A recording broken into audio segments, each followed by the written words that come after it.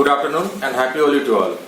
Today I am making this video to guide MBBS students how to give their final MBBS university exams. This video is also applicable to candidates who will appear in their MD, MS or DNB exams. Many of the candidates who do well in theory cannot perform well in Viva and clinical exams due to lack of appropriate guidance. There is a definite format in which to appear these exams, and if the candidate is successful in following that format, he or she can score quite good marks. Many times the examiner wants to give good numbers to the candidate, but because of a poor performance, he or she is just kept on the borderline. So now we discuss how one should approach Viva in MBBS, MD, MS or DNB. Though I am an orthopedic surgeon and my live video will be related to orthopedic Viva, but the format remains the same. Basically, in any exam, practical exam, a case will be given. It can be a long case, a short case. Nowadays in COVID period, it may be a written case on a case sheet, a virtual case. Then there are Viva on table where specimens, if we talk about orthopedics, it will be bones, instruments, X rays, this will be shown and candidate will judge by his or her response. So now before starting my live video, in this live video there is an exam of one candidate and I will be discussing how not to give improper answers and how to give proper answers. Because thinking that Viva is just a trivial thing can land a candidate to a dangerous situation where he or may pass in theory but may fail in practical. So regarding case, it can be a long case, a short case. Long case where a case is given to you, where you have to take complete history, do a proper examination and then present before the examiner. The examiner will ask you either to present the case in full form or will just ask to summarize the case. Or he can start, what's your diagnosis? Short case are like spotters where the diagnosis is evident and you have to present in a particular format. Now the question is, how do you present a diagnosis? Many times the candidates will, for example in orthopedics, if a case is given as like chronic osteomyelitis, many times the candidate will just tell chronic osteomyelitis. Chronic osteomyelitis of where? There are 206 bones in the body. You have to specify the bone, the site. You have to specify the regions. How to tell a diagnosis? Telling a diagnosis has a specific format in orthopedics. This format may not be the same in surgery or medicine. The candidate may find out. But there is a format. I must tell that if you tell your diagnosis in a correct format, you are 50% through. Then the examiner is looking to give you additional or bonus marks. Now, just to tell you and give you an example, say a case of chronic osteomyelitis of tibia, how to give a diagnosis. So any diagnosis comprises of 9 points. So those points are, first you have to give a diagnosis, which diagnosis is of clinical, anatomical and pathological, duration of disease or affection, what is the age and sex of the patient, what is the occupation of the patient, whether the patient is right or left-handed, what is the functional disability in the patient, and what are the positive findings, positive history. And very important is to end your diagnosis with a mention of distal neurovascular status. Now I will give you how to give a diagnosis. So my case is 31 years old male patient with 3 years old chronic osteomyelitis of right middle third tibia with 30 degrees angulation without any pathological fracture and associated stiffness of the right knee joint without any distal neurovascular nephsit. The patient is laborer by profession. So in this diagnosis, mostly I have covered everything. So there are very few questions that are left for the examiner to ask. So any question that asked, the examiner is satisfied that candidate knows how to give a diagnosis. Then he may ask some supplementary questions, and this will fetch you very good marks. And if you just tell chronic osteomyelitis, the examiner gets irritated a hell a lot. Then he will ask which bone, which side. So he has an impression that the candidate has never presented any case in his teaching period. So this is valid for MBBS also and valid for MD, MS, DNB also. Yes, there is a liberal marking in MBBS, but don't take it lightly. If the external or internal get adamant not to pass, you will not pass. It is at the mercy that people get, you are made to clear your exams. It is not binding. But if you, on the other hand, if you present your case in a proper format, you get good marks. So this is how a case is presented. Now coming to the second thing, bones. Bones, whenever you ask, either the examiner will ask you to hold one bone or he will ask you to choose one bone. Whenever you hold a bone or choose a bone, first try to hold it in an anatomical position. What is anatomical position? You always know the first page of Cunningham manual. If you remember the first day of your medical science when you entered in MBBS, there the anatomical position of the human body is shown. So nothing new. It is all that we don't want to remember or don't want to integrate our first year into final year. That problem arises. Hold in anatomical position. Identify the bone. We always been studying bones from first year. So this is not difficult, and very common bones will be asked with some common attachments. The third part is instrument. Again, common instruments will be shown to you. Identify the instrument. If you don't know, you can always tell, I don't know, sir. Another instrument will be given to you. Don't waste your time and other candidates' time, because this also irritates the examiners much. The third is your X-ray reading. How do you read an X-ray? Whenever an X-ray is shown, the candidate jumps to diagnosis. Again here, as in a case, the examiner is not interested in diagnosis. If there is an X-ray of any fracture, even a jamadar, even a OT technician, even a sweeper in a casualty knows, he can tell you that there is a fracture. This is not expected out of a medical doctor or an MBBS doctor who will work in a PSC or a casualty to tell like that. So there is a definite format. We all have studied ABC from nursery classes. ABC of X-ray reading is A is for whether the X-ray quality is adequate or inadequate, underexposed or overexposed. B is for the quality of bone, whether there are areas of sclerosis, osteolysis, hypertense areas of bone. C is for cartilage, and S is for soft tissue, surrounding soft tissue. And also you have to tell whether the X-ray is of a child or adult, skeletally immature or skeletally immature. So in this video we will show how to read an X-ray also.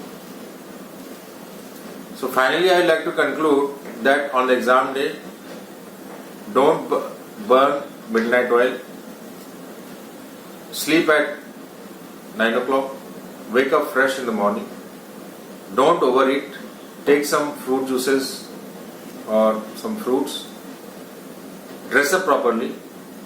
Many students, especially the Generation X, think that everything is a joke. They come with jeans, t-shirt, improper haircut, girls coming with their hairs colored. So mind it, this is an attitude that gets reflected. Practical exams are not only about your knowledge and skills, it is also about the attitude. The examiner assesses you whether you are fit to become a doctor or a specialist or not.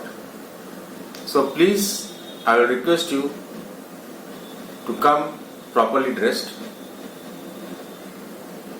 and give your exams. Be gentle, be sober with your patient and examiner. Explain each and every procedure examination to your patient that you are going to do. Take his or her permission and consent. Be gentle with your examiners. Examiners are quite experienced. They have taken so many exams in their life. They themselves have given those exams that you are giving, and regularly they are taking exams. So don't boast off, don't argue. If the examiner is giving you some hint, take those hints and prove yourself worthy to take your MBBS or PG degree. Thank you. Now I will go through the live video. Thank you. You tell the diagnosis. What is the diagnosis of your case? Cubitus valgus. But cubitus valgus, see, in orthopedics we have two limbs. If it is a spleen or liver, what is given to liver. But in orthopedics, unfortunately, fortunately, we have two. So you have to, right from the outset, you have to mention everything in one go. So you want to revise your diagnosis now? You want to revise your diagnosis? So you have to tell everything, side and everything. Right-sided cubitus valgus deformity is seen in the 10-year-old male child. Due to?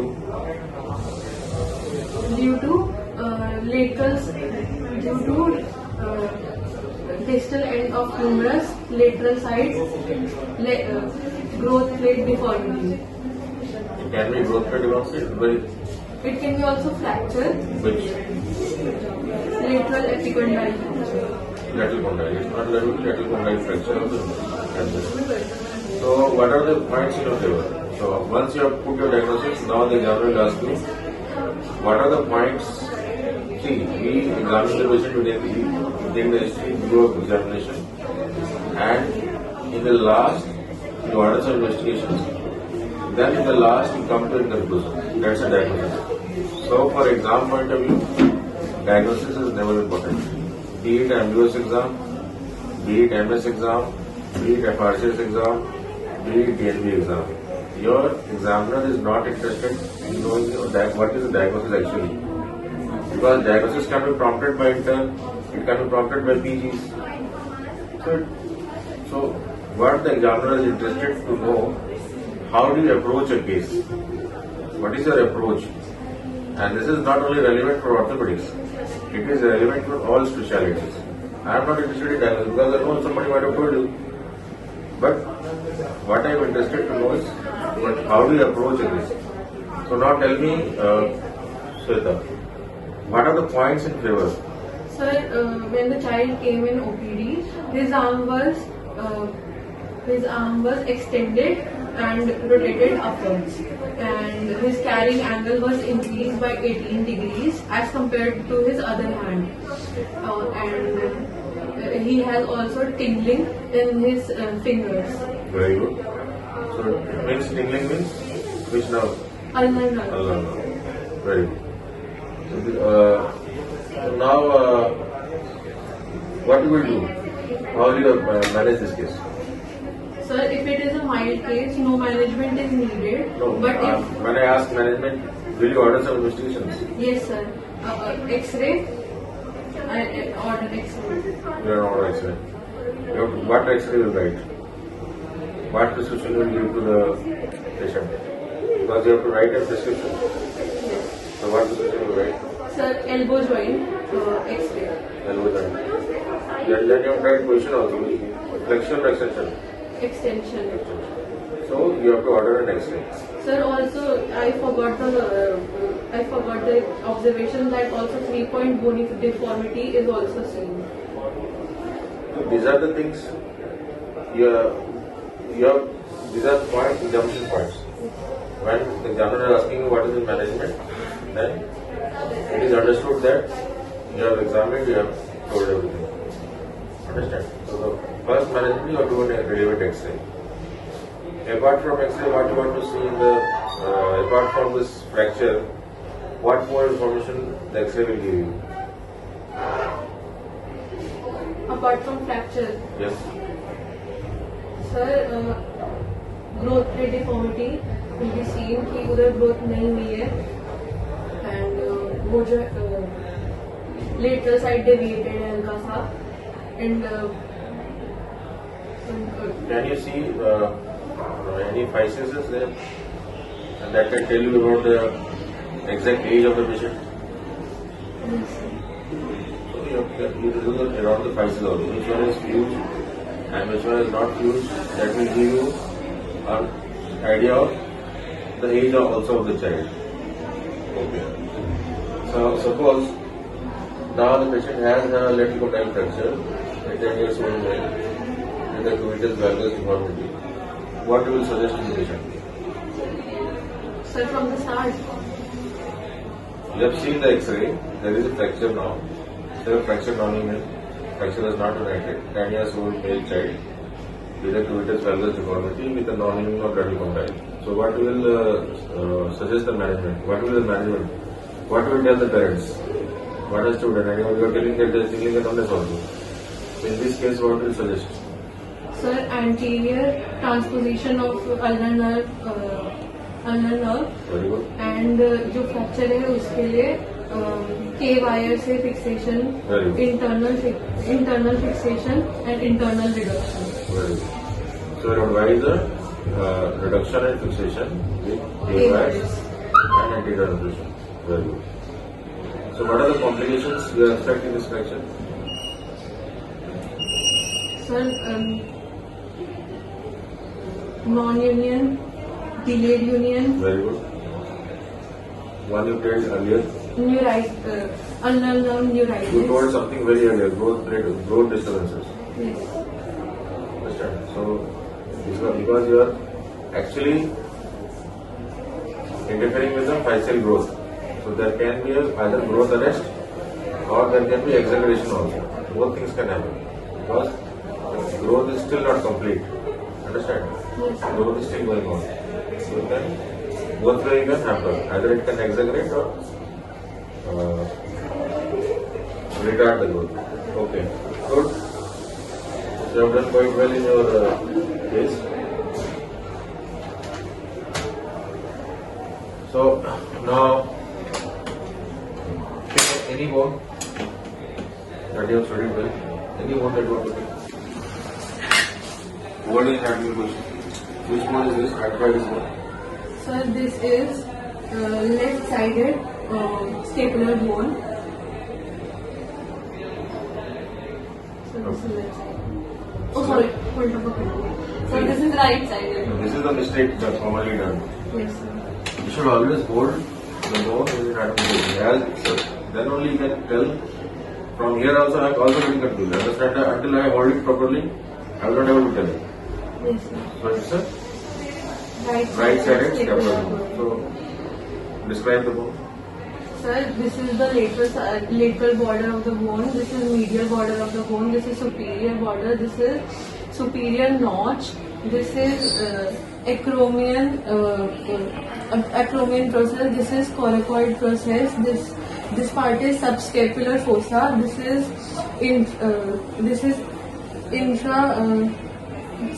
infra spinous fossa. This is supraspinous fossa. In this suprascapular muscle is attached, and in this side levator scapulae muscle is attached. Rhomboidus minor and rhomboid major muscle is there. Infraspinatus muscle, and here teres minor and teres major muscle. Here teres major muscle is attached. What is attached here? This was the spot question also. Yes, sir. I forgot. This is teres minor. Two important muscles of the tip of the coracoid. What are two important muscles? Very important muscles. Sir, pectoralis minor. Not this one. Teres minor. Tip. Coracobrachialis and short into the biceps. These are the two muscles that arise the tip. Yes, sir. Anyway. So what structure goes around this notch? Very important nerve. Sir, axillary artery. How the axillary artery will come here? This is a nerve named with regards to this region only. You told me this was supraspinous area. Yes. This nerve is also named in that way. What is that nerve? No idea? So, give it. Hold this one. Identify the one. Sir, this is humeral bone. Which side? This is right humeral bone. So, what are the attachments over here? Over the greater rostrum? There are 3 attachments are there. You make out 3. What are the attachments there? So, greater tuberosity, extra. What are the attachments of the greater rostrum? 3 impressions are there. 1, 2, 3. Sir, here axillary artery. No. I'm asking you the attachments here. Important rotator cuff muscles. What is rotator cuff? Supraspinatus, infraspinatus,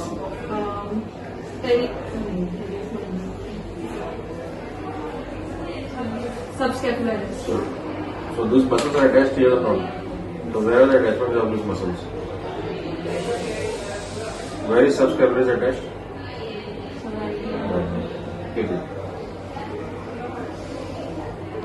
Take this instrument. What is it? This is metal plate for fracture stabilization. Kramer's plate. It's not Kramer plate. So it's a plate. So what is the name of this plate? But it is used for internal fixation for the shaft of the fracture. Open reduction internal position. Yes. Always do open. Tell it in the full form. Open reduction internal position. Yes. So it's a plate. Do you know the name of this plate? No. Okay. This one. So this is external fixator. Very good. This is a part of the system. Part of external fixator. Steelman pin is attached to it. And It's not segment pin. It's a science pin. Look at it, nobody identified the science pin. It's not adopted here. it is used for traction and yes sir, It is used for traction. open fracture or closed fracture? Where it is used? What's it? It is used in open fracture or closed fracture? So it is used in closed fracture. Closed fracture. Are you sure? Do you think this much of implant will go inside the body? Open. Open fracture. Open fracture. You need to stabilize open fracture, then you use it. Give it. What is this? So this is Dennis Brown. This is Dennis Brown splint. It is used for CTEV. When do you use in CTE? Right from the start or after some time?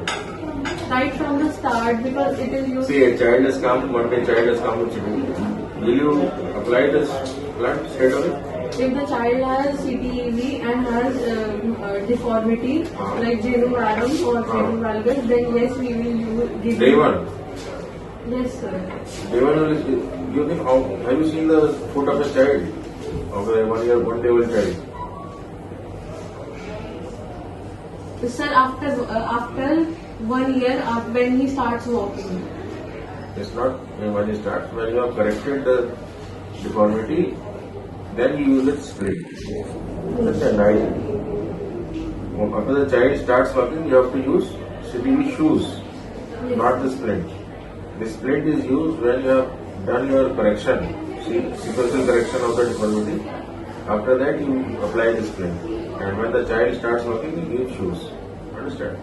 So it cannot be used in a 1 day old child. 1 day old child has to be manipulated, serial cast has to be put, and after you have achieved the correction, then only you can use this splint. Okay. Go and read the X-ray. Stand, make your pen and stand there. and increase the X-ray. This one, left hand side. Left one. Sir, this is a hand X-ray, and there is cupping seen in radial Hand X-ray, see. Hand X-ray of a child, How do you say so? because the growth is not complete and growth plates are not fused. So this is immature skeleton. Yes. So how do you read an X-ray? Sir, first of all, we tell what is the normal structure, and then we tell what is the deformity. So there is a formula of reading. You have read ABC in your nursing class?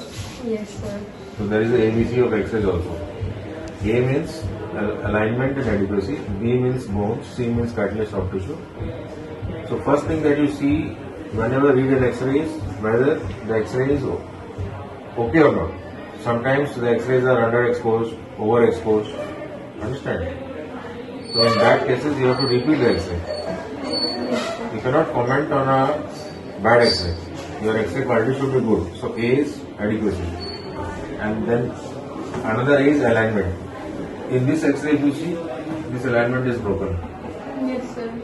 Getting the idea? Callus formation. Also Yes. So you can see this alignment is broken. So always the alignment of bone is not like this. Then B is bones. You have to see the quality of the bone, whether it is normal density or hypodense, or any areas of sclerosis are there, any areas of osteolysis are there. That is B. And C is cartilage. Cartilage means you have to see the, say in a child you have to see growth plate. So these are the growth plates. These are Yes. unfused growth plates. Here also you can see the growth plates unfused. That is C. And also you can see soft tissue. These are the surrounding soft tissue. You can see? So Yes, these are the sir, swelling in. soft tissue planes are there. So this is C. So then after you have to describe. This is an X-ray of X-ray of both hands of a skeletally immature child. Showing. Now you come to the findings. Now you should not jump to the findings straight away. Understand? So this is a way of reading. So now describe this. Sir, there is cupping present, and there is also a little bit of splaying present, and it is indicative of vitamin D deficiency, rickets. Very good. So how will you manage this child? Sir, I will manage with vitamin D supplements, and calcium supplements. How much vitamin D you do? How much calcium you do? What is? You might have studied in this pediatrics, starch therapy. What is the dose? No, I don't remember. You don't remember? So you have to give very high doses of vitamin D. Sir, With 60K. 6 lakhs. 6 lakhs. Almost 6 lakhs or 60,000 per day. You have to give therapy. Basically very high dose, then you have to repeat the X-rays. So there are stages that you can read in X-ray. Finally when you get a sclerotic line, then rickets has healed. Understand? So basically the treatment is high mega dose of vitamin D and supplements. Yes, sir. Understand? Okay. Good. Done well. Thank you, sir. Thank you.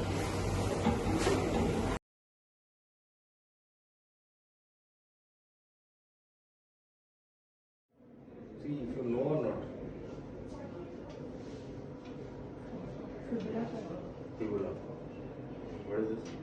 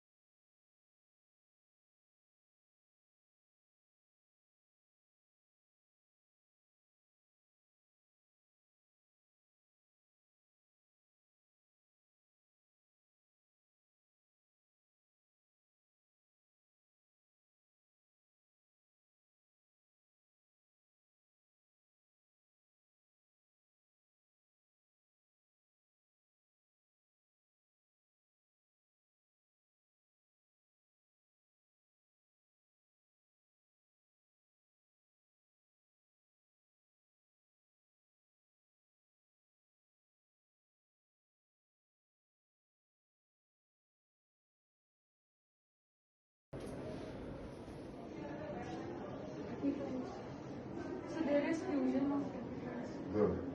So, always you have to, whenever you see X-ray, see fracture can be told by technician also. Somebody, a jamadar, a jhadudar can tell a fracture. As a doctor, you should be knowing whether it is a mature skeleton or a immature skeleton.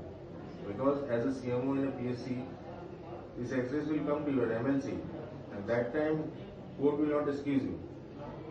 The judge will ask you, doctor साहब बताइए इसका उम्र क्या होगा? Then you have to write a comment on that. Understand? So what is the diagnosis? Not tell the diagnosis. What has happened? Sir, I can see the difference between the lengthening of the one leg. Only lengthening you can see. What has happened to the femur bone on right side? Which one is right side? Which one is right? This one. What is happening? Sir, intertrochanteric fracture. Intertrochanteric? So this fracture. What is sentence line? Can you show me sentence line?